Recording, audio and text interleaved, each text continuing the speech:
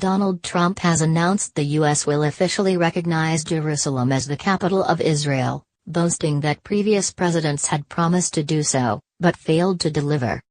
It comes amid warnings that the move will plunge the Middle East, and the world, into a fire without end. In a speech from the White House, Trump said, in 1995, Congress adopted the Jerusalem Embassy Act, urging the federal government to relocate the American embassy to Jerusalem and to recognize that city, and so importantly, as Israel's capital. This act passed Congress by an overwhelming bipartisan majority, and was reaffirmed by a unanimous vote of the Senate only 6 months ago. He said successive presidents had exercised a waiver to avoid following through on the act. He added, "Some say they lacked courage, but they made their decision based on the information they had at the time." Live, President Trump says Jerusalem is Israel's capital after being accused of declaring war on Muslims.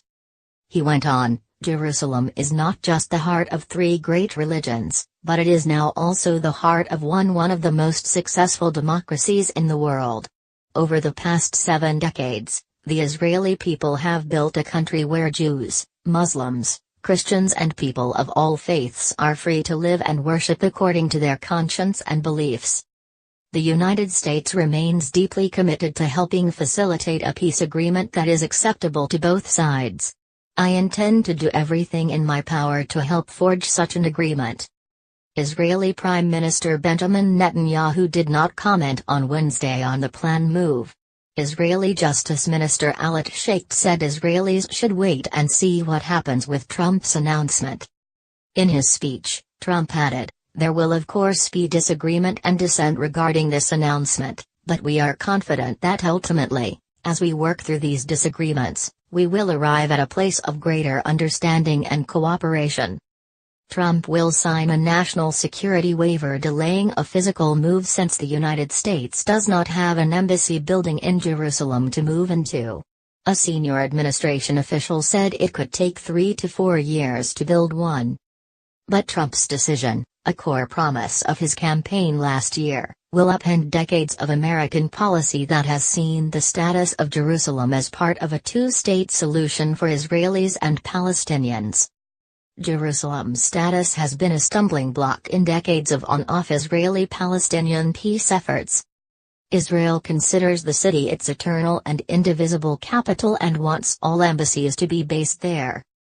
But Palestinians want the capital of an independent Palestinian state in the east of the city. The Palestinians have said Trump's move would mean the kiss of death to the 2-state solution.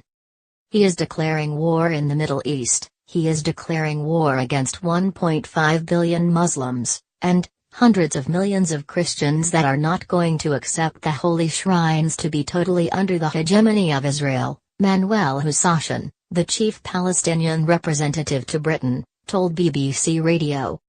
Trump's announcement is widely expected to spark unrest in the Middle East and beyond. U.S. officials have already been warned to avoid Jerusalem's Old City and the West Bank until further notice. Washington's Middle East allies have all warned against the dangerous repercussions of his decision. A spokesman for Turkish President Recep Tayyip Erdogan warned today the U.S. actions was plunging the region and the world into a fire with no end in sight. Pope Francis called for Jerusalem's status quo to be respected, saying new tension in the Middle East would further inflame world conflicts. China and Russia expressed concern that the plans could aggravate regional hostilities. "I think it's long overdue. Many presidents have said they want to do something and they didn't do it," he said in a cabinet meeting ahead of his midday speech on Israel. Senior Trump administration officials said Trump's decision was not intended to tip the scale in Israel's favor and that agreeing on the final status of Jerusalem would remain a central part of any peace deal between Israel and the Palestinians. In defending the decision, the officials said Trump was basically reflecting a fundamental truth, that Jerusalem is the seat of the Israeli government and should be recognized as such. "The president believes this is a recognition of reality," said one official, who briefed reporters on Tuesday about the announcement. "We're going forward on the basis of a truth that is undeniable. It's just a fact.